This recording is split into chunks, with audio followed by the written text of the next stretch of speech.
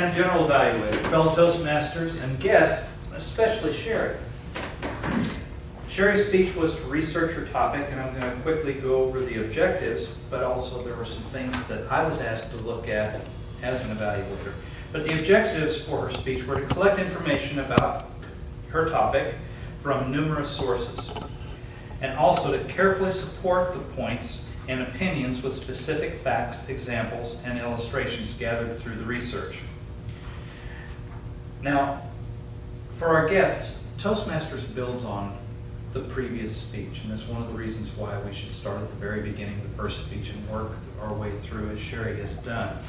Because one of the notes that I have is that the speaker is to select a subject of importance to the audience that requires a large amount of research, which I felt that Sherry did.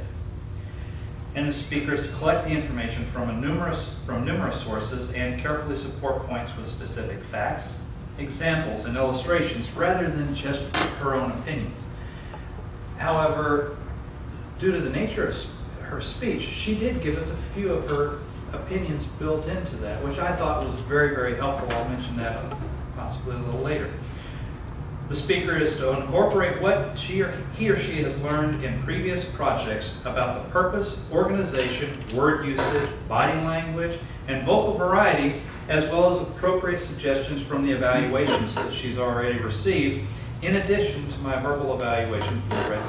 Let's write down what I felt about her speech. Sherry is a very jocose individual, and she carried that through even into this speech as well. Her, visual aids. I was trying to think. I lost it. I wrote it down here. It's right here. It says visual aids. But her visual aids were absolutely priceless, and I could not help but chuckle as I was sitting back there. That's one of the things that you always bring to light in your speeches. Your research was impeccable. I counted at least 5 sources, and I may have missed one. One of the things that you did very, very well was at the very beginning of the speech, you told us what you were going to tell us, and then you told us, and then you told us what you told us again, which I thought was very, very great. I'm really sorry that your timing was off just a little bit, because it would have really given us a run for our really hard choice as to who was the best speaker of the evening. However, I might have had to have voted for somebody else. As I said, your visual aids were great. Your speech was effectively organized, and I thought it was a really great job.